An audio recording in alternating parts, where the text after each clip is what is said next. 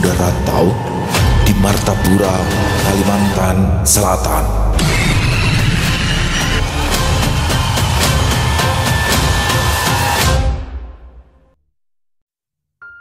Hari ini merupakan hari pertamaku menginjakkan kaki di kota orang, dan segalanya terasa asing bagiku. Mungkin karena baru kali ini aku pergi merantau, dan baru kali ini juga aku terpisah dengan ibuku. HP-ku berdering dan kulihat panggilan masuk dengan nama rumahku dari layar handphone. Aku langsung bersemangat untuk mengangkatnya. Sampailah jadi kau, Nana. Apakah kamu sudah sampai, Nak? Ibuku bertanya dengan suara lembutnya yang khas. Inggi, Mak, hanyar sampai ulun. Ya, Bu, aku baru sampai, jawabku. Syukur, alhamdulillah kalau begitu, Nak. Tensi ibu sampai naik karena memikirkan kamu. Tuh kan, Bu, jadi begitu. Ibu itu jangan terlalu mikirin aku. Aku sudah sampai di rumah Acil. Itu Acil lagi masak. Aku sudah aman, Bu, kataku pada ibuku. Ibu mana yang tidak memikirkan anaknya yang sedang pergi jauh? Semua ibu pasti merasakan apa yang sekarang ibu rasakan terhadap anaknya, kata ibuku. Iya, Bu, tapi jangan sampai ibu sakit. Aku takut ibu sakit cuma gara-gara mikirin aku, yang padahal aku baik-baik saja di sini. Ya sudah, jangan macam-macam di sana ya. Nurut sama Acilmu, kata ibuku sebelum akhirnya menutup sambungan telepon. Hela nafasku terdengar lega. Rasanya perasaan akan terus tenang selama bisa mendengar suara ibu, walaupun sekarang hanya lewat sambungan telepon. Pasti ibu mengkhawatirkan melepaskan anak bujangnya bepergian sendirian sejauh ini, kata Acilku dari belakang. Iya, Cil, sampai tensinya naik, kata ibu, jawabku. Ya, namanya juga orang tua, Riz, pasti khawatir. Apalagi sebelumnya kamu tidak pernah bepergian sejauh ini sendirian, kan? Aku mengangguk membenarkan. Bagaimana keadaan di sini? Nyaman kan? Lanjut Acilku sambil menaruh 2 cangkir teh hangat di atas meja kecil di dekat kami duduk. Aku tersenyum kecil lalu mengangguk pelan. Nyaman, Cil. Cuma ya begitu, rasanya masih terasa asing saja semuanya. Suasananya, udaranya, bahkan suara-suara di luar pun beda. Acil duduk di hadapanku, memandangku dengan tatapan penuh pengertian. Bibirnya juga tampak tersenyum. Memang begitu awal-awalnya, tapi nanti lama-lama kamu pasti akan terbiasa. Aku mengangguk lalu menyeruput teh hangat yang Acilku berikan. Cil, panggilku setelah meletakkan gelas ke atas meja. Terima kasih ya, sudah memperbolehkan aku ke sini. Kamu ini, Riz, kayak sama siapa saja. Acil ini loh, saudara kandung ibumu, yang berarti juga sama saja seperti ibumu, kata Acilku yang langsung membuatku tersenyum. Bagaimana keadaan di sana? Acilku bertanya untuk mengalihkan topik obrolan. Ya, orang-orang masih sama seperti dulu, suka julid dan mengurusi hidup orang lain. Di sana sekarang juga sudah banyak bangunan, Cil, kataku lagi. Wajar saja, Riz, zaman terus berubah. Tempat yang dulu sepi sekarang bisa jadi ramai. Kadang-kadang Acil suka kaget sendiri saat lewat tempat-tempat yang dulu masih tanah kosong, sekarang sudah jadi ruko atau perumahan. Aku mengangguk. Kemudian terlihat sebuah motor fiction memasuki halaman rumah. Itu adalah suami Acilku, Amang Idrus namanya. Nah, ini donat sekumpul, dicoba dulu, rasanya enak. Apalagi bomboloninya lumer di mulut. Ayo dimakan, ujar Mang Idrus seraya meletakkan kotak berisi donat kentang dan bomboli isi coklat ke atas meja. Mang Idrus tidak pernah berubah. Sedari dulu hingga kini beliau tetap baik. Terima kasih emang, Amang repot-repot saja beli kue segala, ucapku. Memang begini setiap harinya, Riz. Kalau tidak ada kue, aduh, ngeteh itu rasanya kurang lengkap. Aku mengangguk sambil tersenyum. Dengan sopan, ku ambil kue yang bernama bomboloni itu. Ini adalah kali pertama aku memakannya. Saat gigitan pertama, mataku langsung melotot. Ternyata kue orang kota seenak ini, pikirku. Enak kan? Tanya Mang Idrus sambil tertawa kecil melihat ekspresiku yang tampak kaget bercampur kagum. Wah, Ya Mang, ini luar biasa, lembut dan coklatnya kayak meleleh semua di mulut, kataku sambil masih mengunyah perlahan, menikmati setiap sensasi rasa manis yang menyebar di bagian lidah. Selama ini kupikir jajanan kampung tetap yang paling enak, tapi ini beda ya, kataku. Amang dan Acilku hanya tersenyum. Setiap tempat itu punya rasa dan kenangannya sendiri, Riz. Selama kamu di sini, rasakan saja semua yang baru. Biar nanti kalau pulang banyak cerita untuk dibawa, kata Amang dengan bijak. Aku mengangguk. Setelah menikmati kue itu, aku disuruh untuk beristirahat. Sementara Acilku kembali ke dapur untuk melanjutkan rutinitas memasaknya. Aku berbaring di atas kasur berlapis yang memang sudah disiapkan oleh Acilku, lengkap dengan bantal dan guling. Di dekat kasurku juga ada lemari dengan 2 pintu, 1 kipas angin, dan tempat mencarger handphone. Mungkin kalian sudah bertanya-tanya, kenapa seorang anak mama sepertiku memutuskan untuk merantau ke kota ini, Martapura, Kalimantan Selatan. Bukan karena aku ingin merasakan rasanya tinggal di kota, tapi ini kulakukan karena aku sudah tidak tahan dijadikan bahan gibahan orang-orang di kampungku. Hanya karena aku masih belum mendapat pekerjaan setelah hampir 1 tahun lulus dari sekolah menengah atas. Setiap pagi, setiap sore, setiap ada ibu-ibu yang duduk-duduk di beranda rumah mereka, pasti ada saja yang menyebut-nyebut namaku. Si Anu itu masih saja di rumah ya? Sudah besar, tapi kerjaannya cuma rebahan. Katanya pintar, tapi kok belum kerja-kerja juga? Ya betul, nambah-nambahin beban orang tua saja. Seperti sampah di jalanan. Bukan, dia itu seperti hama yang menggerogoti harta ayah tirinya. Itulah perkataan-perkataan yang sering aku dengar dari mulut orang-orang di kampungku. Mereka mungkin tidak sadar, kata-kata seperti itu menancap bagi duri yang lama-kelamaan semakin dalam dan membuat hatiku sangat terluka. Aku sungguh sudah berusaha. Berkali-kali aku mengirim lamaran ke toko, ke pabrik, bahkan sempat ikut seleksi jadi tenaga kontrak di kecamatan. Tapi hasilnya nihil. Kata ibu, mungkin belum rezekiku, tapi tetap saja aku merasa tidak nyaman atas semua perkataan orang-orang. Di kampungku, kalau masih bekerja serabutan seperti menjadi kuli ataupun buruh, itu sama saja seperti tidak bekerja atau pengangguran. Karena definisi bekerja di kampungku itu adalah mereka yang bekerja di kantor-kantor atau perusahaan dan menggunakan seragam. Jadi walaupun aku bekerja serabutan sepanjang hari, itu tetap tidak dihitung sebagai kerja. Miris memang, ya, tapi begitulah pemikiran orang-orang di kampungku.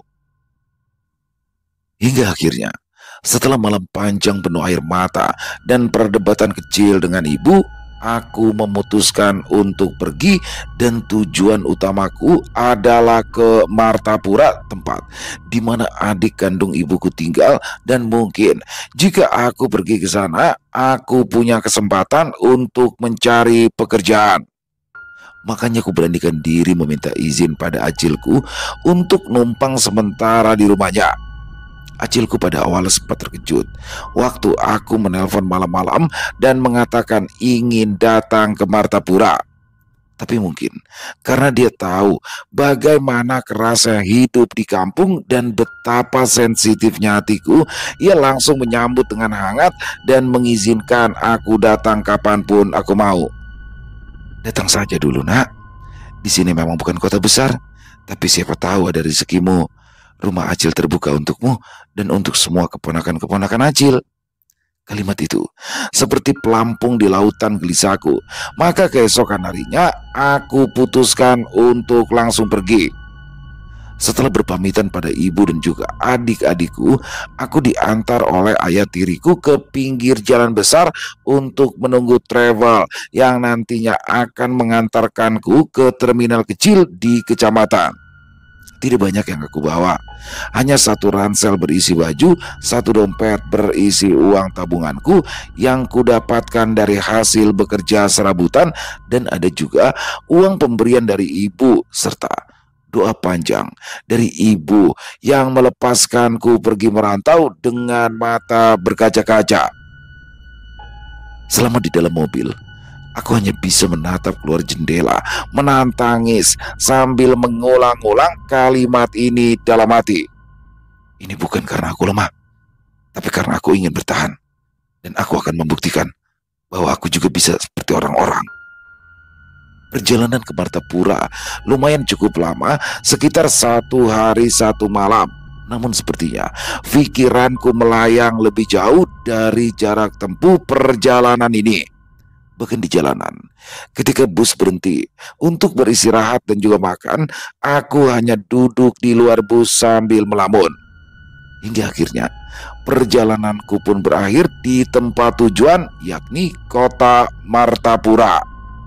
Amang sudah menunggu di pinggir jalan, dan ketika kami sampai di rumah, aku pun langsung disambut pelukan hangat oleh acilku dan aroma wangi dari dapur yang entah kenapa membuat hatiku terasa sedikit lebih tenang. Tepat 2 hari setelah kedatanganku ke kota itu, aku pun mendapatkan pekerjaan di sebuah gudang rotan, tempat kenalan abang bekerja. Dan rasanya seperti mimpi, karena baru 2 hari pergi merantau, aku sudah mendapat pekerjaan.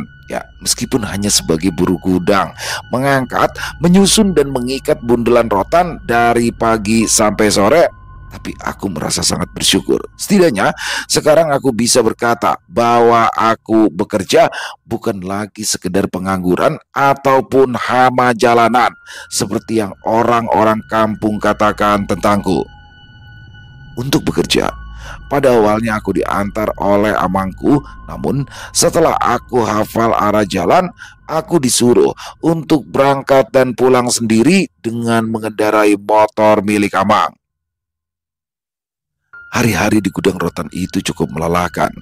Badanku pegal-pegal, tanganku lecet, dan bau rotan mentah kadang menusuk hidung. Tapi setiap kali aku merasa ingin menyerah, aku selalu teringat akan ibu, wajahnya yang menantangi saat melepas kepergianku, dan kalimat terakhirnya yang terus saja terngiang-ngiang. Jangan terlalu keras sama diri sendiri ya nak. Yang penting kamu terus berusaha. Nanti Allah pasti akan membuka jalan untukmu. Dan benar, jalan itu mulai terbuka pelan tapi pasti. Aku tak tahu akan berapa lama aku di Martapura dan bagaimana nasibku ke depan. Tapi untuk pertama kalinya di dalam hidupku, aku merasa seperti manusia yang berarti karena aku tidak lagi dinilai dari status pekerjaanku, tapi dari seberapa keras aku berusaha untuk bertahan. Malam itu, tepat 1 bulan setelah aku bekerja di gudang rotan tersebut, rotan akan segera dikirim ke Jawa. Jadi, semua pekerja termasuk aku pun diminta untuk lembur. Suasana di gudang malam itu cukup ramai, tapi terasa berbeda, mungkin karena rasa lelah yang menumpuk atau karena memang ada sesuatu yang tidak biasa. Di saat semuanya sedang bekerja itulah, ada kejadian yang tidak mengenakan. Salah satu teman kerjaku di sana mengalami kecelakaan. Ia tersengat listrik. Kami semua panik. Beberapa orang langsung berteriak memanggil bantuan dan yang lain dengan sigap mematikan aliran listrik utama, dan segera setelah aliran listrik mati, beberapa yang lain membantu mengangkat tubuh korban dan langsung membawanya ke mobil pick up untuk segera dibawa ke rumah sakit. Di situ, korban sudah tidak sadarkan diri. Beberapa orang ikut mengantar, dan kami yang tinggal tak henti-hentinya berdoa untuk keselamatan teman kami yang telah tertimpa musibah tersebut. Meskipun begitu, pekerjaan tetap dilanjutkan dengan keheningan karena tidak ada lagi obrolan antar pekerja, sebab pikiran kami seakan masih tertinggal pada kejadian tadi. Saat itu, Mungkin sudah pukul 9 malam. Ketika aku mulai mendengar suara-suara aneh, aku langsung menoleh ke arah Harry yang berdiri tak jauh dariku.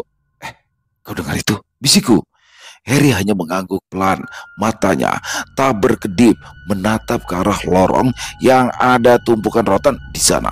Di tempat yang paling gelap, kami semua mendengar suara aneh. Suara itu seperti seseorang yang sedang menyeret rantai besi. Sontak, seluruh pekerja yang tersisa di gudang menghentikan aktivitas mereka. Hening, lalu terdengar suara batuk yang berat, seperti dari tenggorokan yang penuh dengan lendir dan dahak. Kami saling pandang. Salah satu pekerja memberanikan diri untuk menyorot ke arah lorong itu dengan menggunakan senter dari handphone. Dan saat cahaya senter itu menangkap sesosok tubuh seseorang yang sedang berdiri membelakangi kami, dia diam saja dan seluruh tubuhnya seperti basah kuyup. Merasa ada yang aneh dari penampilan sosok itu, kami semua pun perlahan mundur. Nafasku seolah-olah tercekat. Aku ingat betul, baju yang dikenakan sosok itu mirip seperti baju yang dipakai oleh teman kami yang terkena musibah tadi. Lari, lari, teriak yang lain. Segera kami berlarian keluar sambil berteriak histeris. Security yang masih berjaga di dalam posnya tampak kaget setelah melihat kami yang berlarian seperti sedang dikejar zombie menyerbu ke arah gerbang yang tertutup. Kenapa? Ada apa? Tanya security seraya keluar dari dalam posnya. Ada hantu, teriak kami serentak. Mendengar jawaban kami seperti itu, akhirnya si security berjalan dengan langkah penuh percaya diri menuju ke arah gudang. Kami menunggu dengan perasaan yang sulit dijelaskan. Kami hanya berharap bos datang dan segera menyuruh kami untuk pulang malam itu. Walaupun besok harus bekerja full waktu tanpa istirahat, tidak masalah. Yang penting malam ini kami bisa pulang dan melupakan sejenak penampakan yang kami lihat sebelumnya. Tidak ada apa-apa. Kalian ini terlalu takut saja itu, ujar security setelah beberapa saat memeriksa gudang. Sudah, jangan terlalu difikirkan. Pikiran yang kacau memang selalu berbuntut halusinasi. Kecelakaan saat bekerja itu adalah hal yang wajar. Itu normal terjadi. Jadi, jangan terlalu difikirkan. Apalagi disangkut pautkan dengan hal-hal gaib. Cukup doakan saja.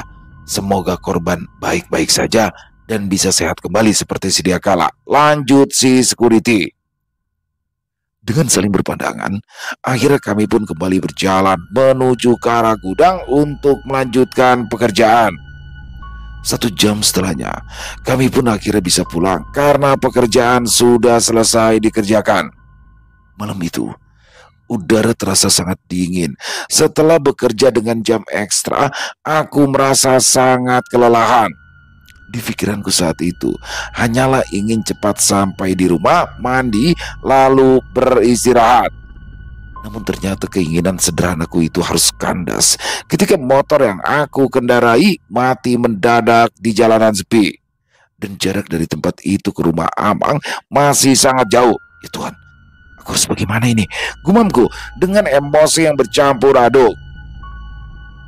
Saat ku keluarkan handphoneku dan ingin menghubungi Amang lewat chat WhatsApp, ternyata masa aktif kotaku sudah habis. Padahal seingatku, kotanya masih lumayan banyak, ada sekitar 5 GB. Allahu Akbar, lengkapnya, gumamku. Akhirnya, setelah aku pikir-pikir, aku pun memutuskan untuk kembali ke gudang rotan yang memang tidak begitu jauh, hanya berjarak 3 km dari tempat itu. Aku pun berbalik arah, menuntun motor perlahan sambil terus menahan rasa takut yang mulai menjalar. Jalanan sepi itu hanya diterangi lampu-lampu jalan yang menyala redup. Tak ada satu kendaraan pun yang lewat. Hanya suara langkah kakiku dan derit roda motor yang menemani. Sesampainya di depan gerbang gudang, kulihat pos security itu sudah gelap. Aku mengintip dari sela pagar berharap ada orang di sana, tapi tidak ada siapapun. Gudang pun terlihat kosong, hanya ada cahaya lampu di dalam yang masih menyala remang. Permisi Pak, saya Faris Pak. Beberapa kali aku mencoba memanggil security namun tidak ada jawaban. Semakin malam, suasana di sini semakin sepi. Tidak ada lagi siapa-siapa di jalanan selain aku. Aku duduk bersandar pada gerbang gudang yang terkunci dan ku coba untuk memejamkan mata agar bisa tertidur. Namun baru saja mataku terpejam, tiba-tiba saja terdengar suara yang sama seperti di dalam gudang rotan sebelumnya. Kali ini, suara tarikan rantai itu terdengar dari arah jalan dan semakin lama suaranya semakin dekat. Aku beranjak dan bersembunyi di samping motor. Nafasku tercekat saat kulihat penampakan sosok yang sama dengan yang kami lihat di gudang sebelumnya. Jangan tanya bagaimana perasaanku saat itu, karena aku sudah menangis sambil menutup mulut dengan kedua tanganku, dan bahkan aku hampir saja mengompol di celana karena saking takutnya. Sosok itu berjalan tertatih, kepalanya miring, dan dari kejauhan aku bisa melihat lehernya yang seperti tidak mampu lagi menyangga beban kepalanya sendiri. Aku menahan nafas, berharap sosok itu tidak melihatku, tapi tiba-tiba sosok itu berhenti.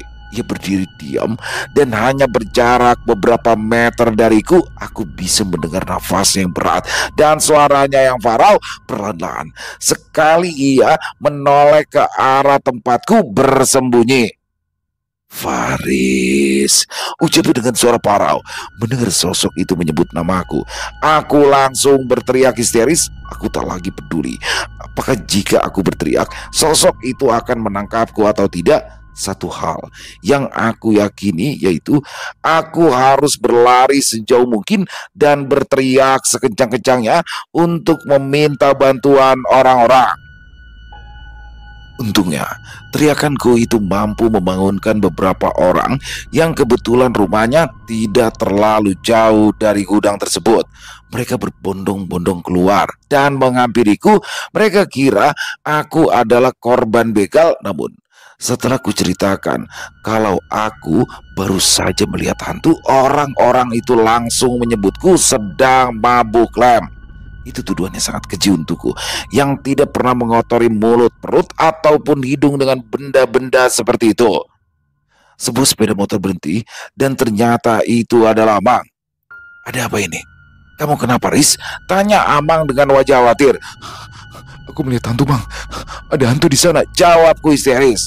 Amangku langsung turun dari sepeda motor, menghampiriku. Dia menatapku lekat-lekat, lalu memegang kedua pundakku seolah ingin memastikan kalau aku masih waras. Tenang dulu, Riz. Tarik nafas, pelan-pelan ya, katanya sembari membimbingku duduk di pinggir jalan. Orang-orang mulai bubar satu persatu, entah karena kecewa aku bukan korban kriminal atau karena yakin aku hanya orang yang sedang linglung akibat penyalahgunaan lem. Entahlah. Aku serius, Mang. Itu tadi bukan orang, ujarku masih dengan tubuh gemetar. Kamu kenapa tidak pulang? Acilmu itu khawatir sama kamu, kata Amang mencoba mengalihkan topik obrolan. Mungkin agar aku tidak takut lagi, atau karena memang Amang tidak percaya padaku. Kami itu lembur, Mang. Dan saat aku mau pulang, motornya mendadak mati. Wah, mati? Di mana motornya sekarang? Di depan gudang, Mang. Kuncinya juga masih ada di sana. Ya sudah, ayo kita pulang, ajak Amang. Tapi motor Amang bagaimana? Amang tidak menjawab. Ia lantas menyuruhku untuk naik ke atas motornya. Kemudian aku diajak untuk mengambil kunci motor yang masih tercantol di lubang kuncinya. Sebelum Amang mengambil kunci motor itu, terlebih dulu Amang mencoba menghidupkan motor tersebut. Dan aneh, motor itu ternyata bisa dihidupkan hanya dengan sekali starter. Nah, ini bisa. Ya sudah, kamu bawa motornya, kata Amang. Aku mengganggu. Ya, ini benar-benar aneh, pikirku. Aku mengendarai sepeda motor beberapa meter di depan, sementara Amang mengekor di belakang. Perasaan takutku perlahan mulai berkurang kala kami sudah mulai memasuki jalanan yang ramai. Singkat cerita, aku dan Amang akhirnya sampai di rumah. Acilku menunggu di depan pintu, dan ketika suara motor kami memasuki halaman rumah, Acilku langsung membukakan pintu rumah untuk kami. Ya Allah, kenapa baru pulang? Acil kira kamu kenapa-napa, Riz, kata Acilku. Tadi lembur, Cil, jawabku, tak ingin membahas tentang masalah penampakan yang tadi kulihat. Ya sudah, kamu mandi dulu ya. Habis itu langsung makan, biar bisa langsung beristirahat, kata Acil. Aku pun mengangguk.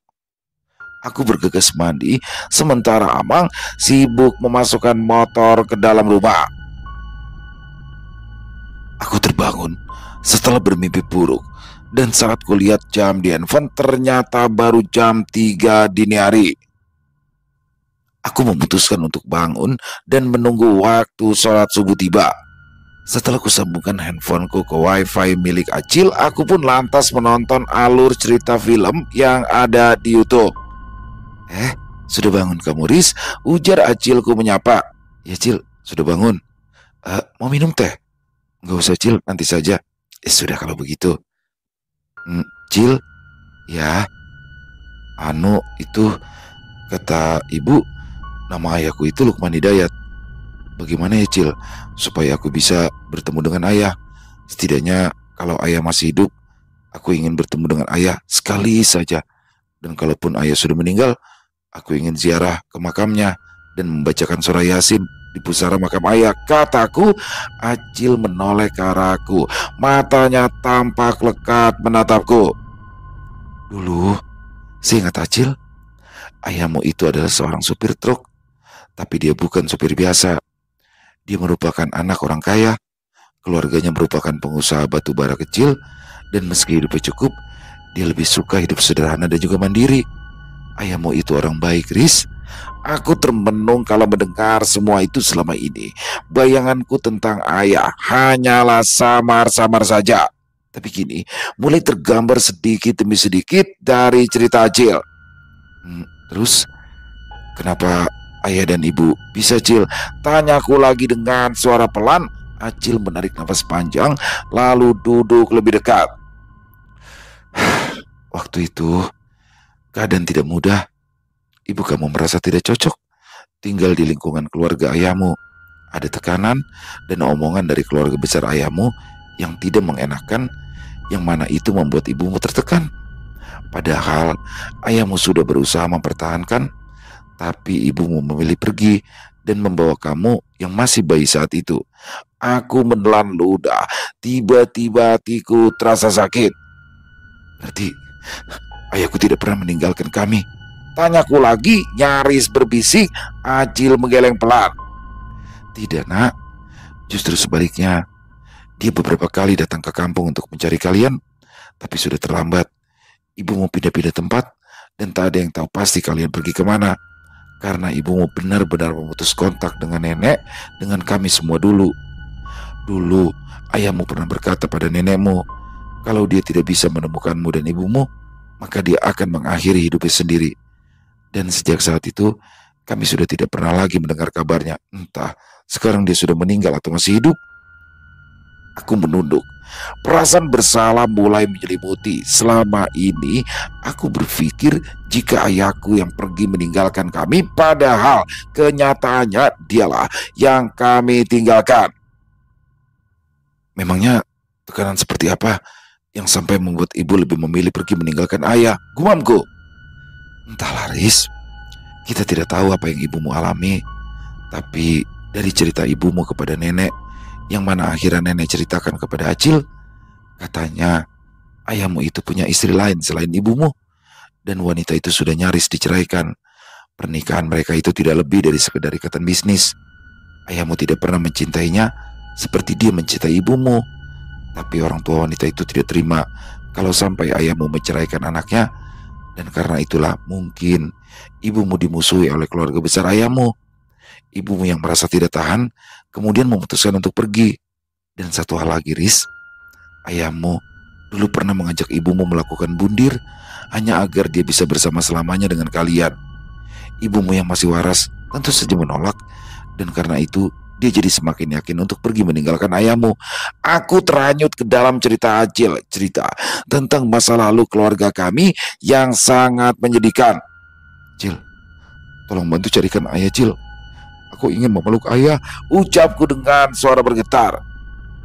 Hulu Sungai Selatan itu sangat besar, Riz. Mustahil untuk mencarinya.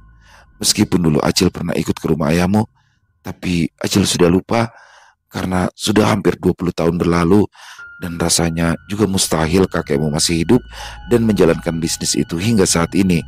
Mengingat sekarang itu sudah banyak perusahaan-perusahaan baru yang lebih besar. Harapanku seakan pupus setelah mendengar cerita dari Acilku. Obrolan kami pun terjeda dikala amangku keluar dan berjalan ke arah kamar mandi. Serius sekali, sedang ngobrol masalah apa sih? Tanya Amang sambil tersenyum. Ngobrol biasa, mau teh? Jawab Acilku seraya menawari Amang teh. Amang mengangguk. Ibumu pernah bercerita sama Acil bagaimana mirisnya kehidupan kalian di kampung itu. Karena menjadi seorang janda yang meninggalkan suaminya, ibumu itu dicap buruk. Kalian dibenci dan dimusuhi. Kehadiran ibumu dianggap ingin merebut suami mereka. Acil tidak bisa membayangkan bagaimana pahitnya kehidupan kalian waktu itu. Dan saat ibumu menumpang di rumah sepupu kami, ibumu itu pernah hampir dilecehkan. Tapi untung ibumu berhasil melawan. Dan karena kejadian itulah ibumu dan kamu diberikan makanan basi maupun makanan sisa setiap harinya. Kalian diperlakukan layaknya binatang oleh orang-orang kampung itu. Hingga akhirnya karena sudah tidak kuat menghadapi hinaan seperti itu, ibumu pun memilih membuka hati untuk seorang laki-laki yang selalu membantunya. Dan laki-laki itulah yang sekarang ini menjadi ayah tirimu. Derajat ibumu terangkat setelah menikah. Ia kembali mendapatkan kehormatannya. Orang-orang yang dulu mencaci dan menghina serta menganggap ibumu penggoda suami orang, akhirnya perlahan-lahan mulai menghormati ibumu. Aku terdiam kala mendengar penuturan Acil. Hatiku seperti diremas-remas. Tak kusangka di balik senyuman sabar ibu selama ini ternyata tersimpan begitu banyak luka yang tak pernah ia tunjukkan kepadaku. Acil melanjutkan dengan suara lirik. Ibumu itu kuat, Riz. Sangat kuat. Kalau bukan karena kamu, mungkin dia sudah menyerah sejak lama. Dia berjuang mati-matian supaya kamu tidak ikut hancur bersama harga dirinya yang diinjak-injak oleh orang-orang di kampung itu. Aku mengusap wajahku yang sudah basah oleh air mata. Hidungku terasa sesak saat bernafas karena menangis. Sudah. Jangan terlalu membahas yang sedih-sedih ya, kata amangku yang baru keluar kamar mandi. Wajahnya tampak basah oleh air. Mungkin amang baru selesai berwudu. Acil beranjak mengambil gelas, menuangkan air putih, lalu menyodorkannya kepadaku. Minum dulu, Riz, biar hatimu sedikit lebih tenang, kata Acil lembut. Aku menerima gelas itu dengan tangan gemetar, lalu meneguknya perlahan. Dadaku masih terasa sesak, tapi kehangatan dari Acil dan juga Amang sedikit demi sedikit menenangkan gejolak di dalam hatiku. Selesai sholat subuh, kami kembali melanjutkan obrolan dengan Acil yang sambil memasak sarapan. Amang duduk di sampingku, lalu menatapku penuh empati. Apapun yang terjadi di masa lalu, itu sudah lewat. Yang penting sekarang, kamu sudah tahu kebenarannya. Dan kalau kamu ingin mencari ayah kandungmu, Amang akan membantu sebisa mungkin, kata Amang. Nanti, kita bisa mulai bertanya-tanya pada sopir kol jurusan HSS, Hulu Sungai Selatan dulu. Atau bisa juga langsung datang ke HSS untuk bertanya pada setiap RT atau RW-nya. Amang berkata sambil menoleh ke arahku. Aku hanya bisa mengangguk. Aku tak sanggup berkata-kata sebab apa yang mereka ucapkan terasa seperti pelukan di saat aku paling membutuhkannya. Acil kembali sibuk mengaduk wajan. Aroma tumisan bawang mulai menyebar memenuhi dapur. Suara mendesis dari wajan dan kepulan uap hangat menambah suasana pagi itu terasa akrab. Kalau kita langsung ke sana, mungkin ada salah satu warga yang masih ingat dengan pemilik nama Lukman Hidayat, ujar Amang. Orang yang tinggal lama di satu tempat biasanya masih hafal dengan siapa-siapa saja yang pernah tinggal di sana. Apalagi kalau anak orang kaya. Lanjutnya lagi, aku mencatat dalam hati semua petunjuk itu. Rasanya seperti merangkai puzzle dari potongan yang tercecer selama puluhan tahun. Sulit, tapi bukan tidak mungkin. Kalau Amang dan Acil tidak sibuk, aku ingin minta untuk ditemani ya, Mang. Cil, kataku pelan. Acil dan Amang mengangguk secara bersamaan. Nah, mumpung Amang masih libur, bagaimana kalau hari Minggu nanti kita perginya? Kata Amangku. Aku langsung mengangguk setuju. Dan hari itu, selesai sarapan bersama, aku pun diantar oleh Amang ke tempat kerjaku di gudang rotan. Meskipun aku sangat ketakutan, tapi rasanya sayang kalau aku berhenti karena gaji mingguanku belum cair. Kalau gajiku sudah turun, aku memang berencana untuk berhenti dan mencari pekerjaan lain. Sebelum berangkat kerja tadi, aku lupa membeli kuota, tapi untung saja Amang akan menjemputku sore nanti, jadi aku tak perlu khawatir. Tapi entah kenapa, seharian itu perasaanku sangat tidak enak, seperti ada sesuatu dan jantungku berdegup dengan kencang tanpa sebab. Berkali-kali aku mencoba mengabaikannya, meyakinkan diri bahwa itu hanya perasaan cemas biasa, tapi perasaan itu tetap bertahan, bahkan semakin kuat seiring waktu.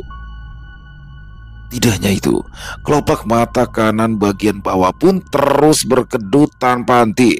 Aku ingat kata ibu, jika kelopak mata kanan bawah berkedut, itu artinya air mata kesedihan akan keluar. Tapi apa ini? Apa yang akan aku tangisi? Karena terus kepikiran, aku pun jadi lebih pendiam dari biasanya. Beberapa teman sempat menegur karena wajahku terlihat pucat dan murung. Tapi aku hanya tersenyum seadanya, tak sanggup menjelaskan apa yang sebenarnya aku rasakan. Menjelang sore aku mulai gelisah. Setiap detik terasa lambat. Beberapa kali kulihat layar handphone yang tak kunjung mendapat notifikasi baru. Ya tentu saja karena kuotaku habis. Meski tidak mungkin ada notif, tapi tetap saja aku berharap. Ketika jam pulang tiba, aku pun segera berkemas. Di luar, langit terlihat mendung, angin bertiup cukup kencang dan jalanan mulai lengang.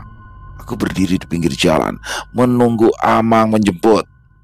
Untuk mengusir rasa gelisahku, ku coba memainkan game offline di handphone, namun tetap saja perasaan gelisah itu masih menyelimutiku. Hingga akhirnya, Amang yang kutunggu-tunggu pun datang, tapi raut wajahnya tampak berbeda.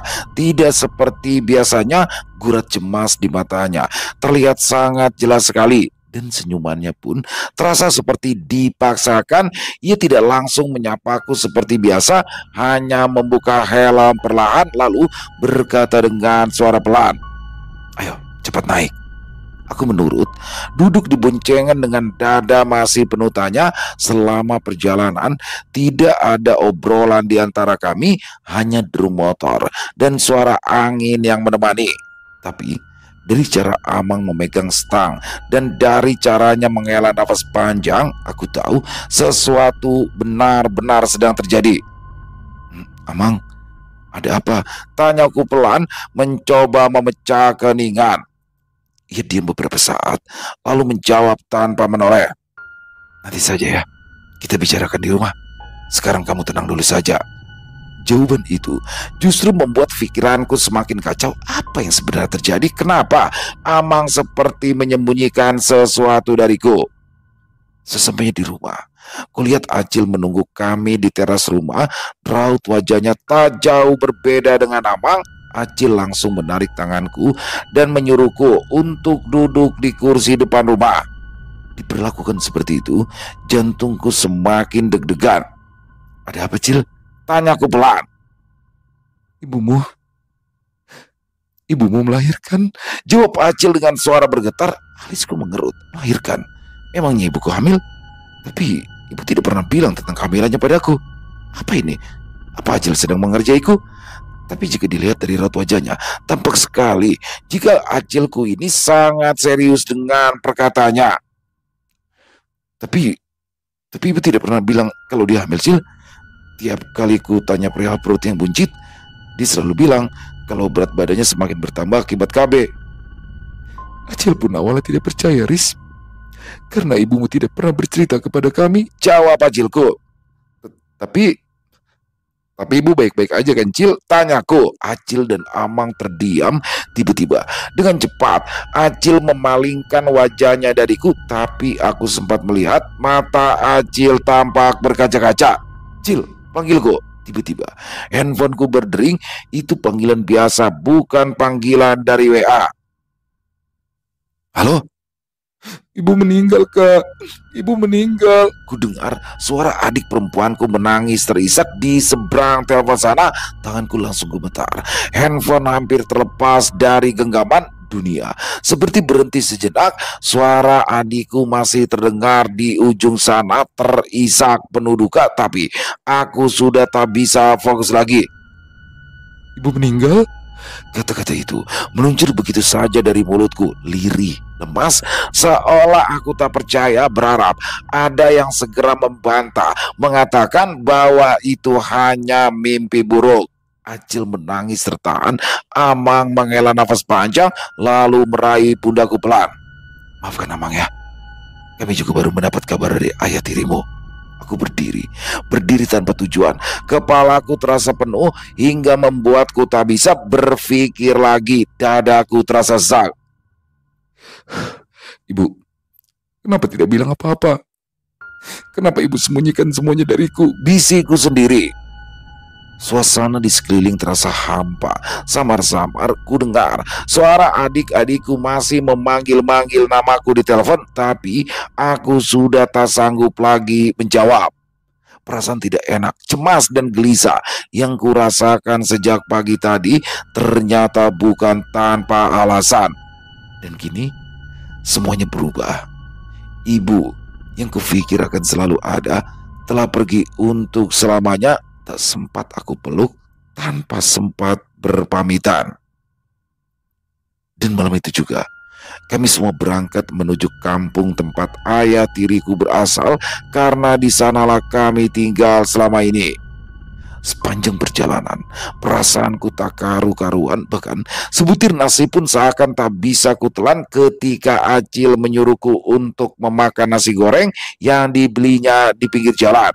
Karena memang aku belum makan apa-apa, dan Acil khawatir aku masuk angin lalu pingsan atau bahkan sakit. Kami pun akhirnya sampai. Rumahku sudah dipenuhi oleh orang-orang.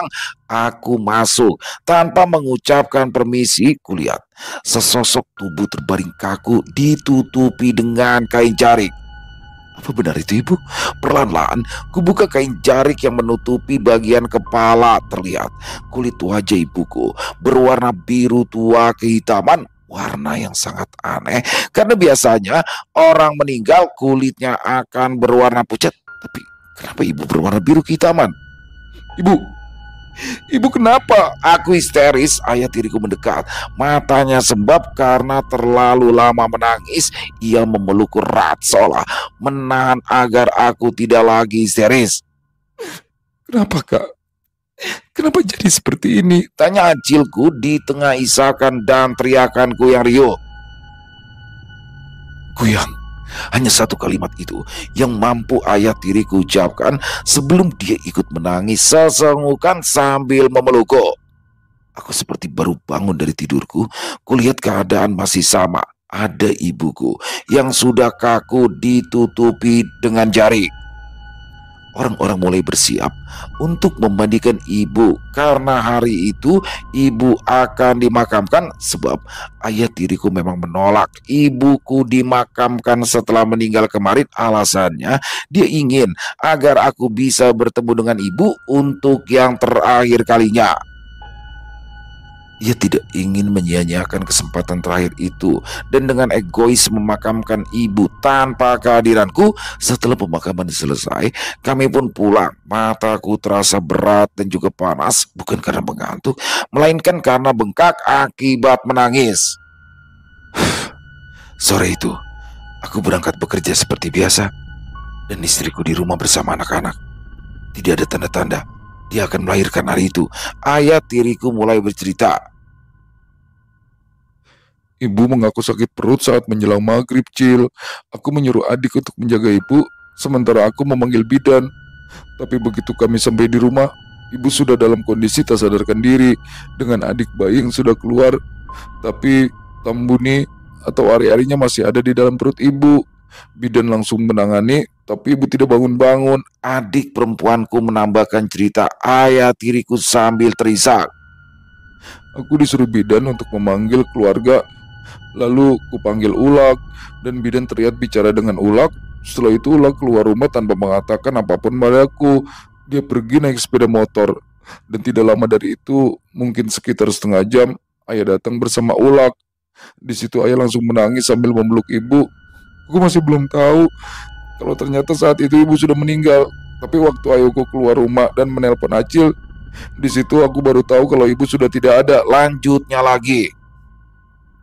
Istriku diganggu oleh kuyang. Kulitnya membiru dan kehitaman karena darahnya sudah tidak ada lagi akibat dihisap oleh kuyang. Orang-orang menyebutnya meninggal karena pendarahan. Tapi anehnya, tidak ada sedikit pun darah yang tersisa di lantai maupun kasur saat aku datang. Ketika ditanya pada bidan pun, mereka bilang tidak ada darah saat mereka datang.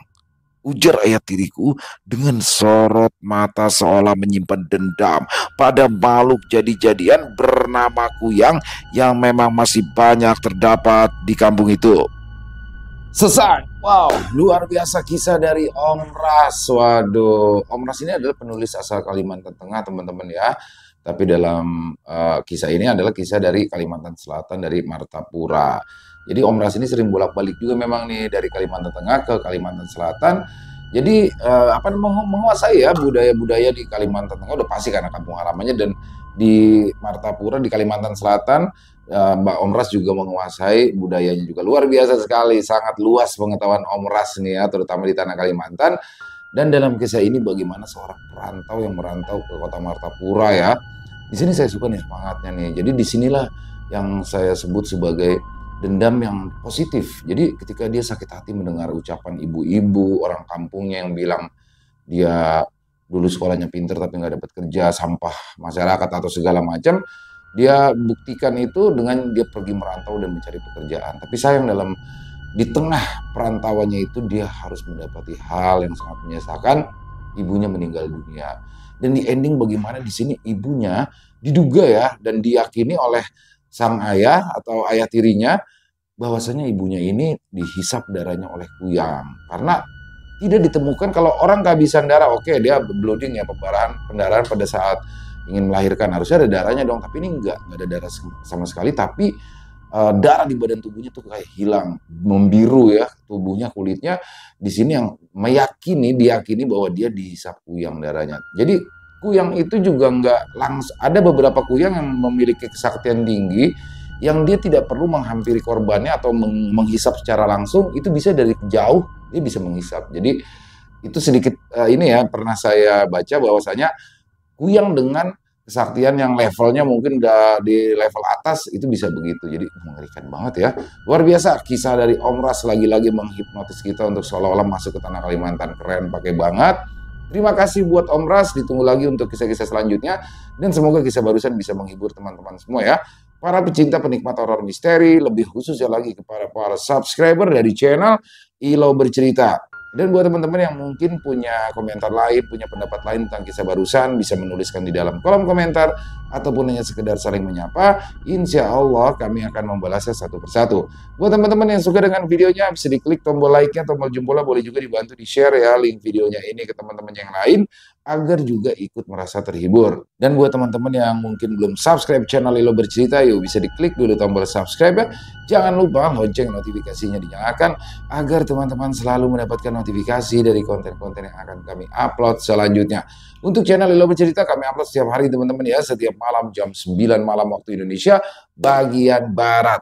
Saya juga ingin mengucapkan terima kasih kepada seluruh teman-teman yang sudah selalu setia hadir, yang sudah selalu mendukung kami, karena teman-temanlah kami selalu bersemangat berkarya di setiap harinya. Di akhir kata, saya Ilham mengucapkan permohonan maaf apabila mungkin dalam pembawaan kisahnya barusan ada kata-kata saya yang salah ataupun ada kata-kata saya mungkin yang kurang berkenan. Saya mohon dibukakan pintu maaf yang seluas-luasnya. Sampai berjumpa lagi di konten-konten kami selanjutnya yang pasti tidak kalah serunya, yang pasti tidak kalah horornya, masih bersama saya di channel Ilham Bercerita. Salam sehat sukses selalu untuk kita semua. Wassalamualaikum warahmatullahi wabarakatuh.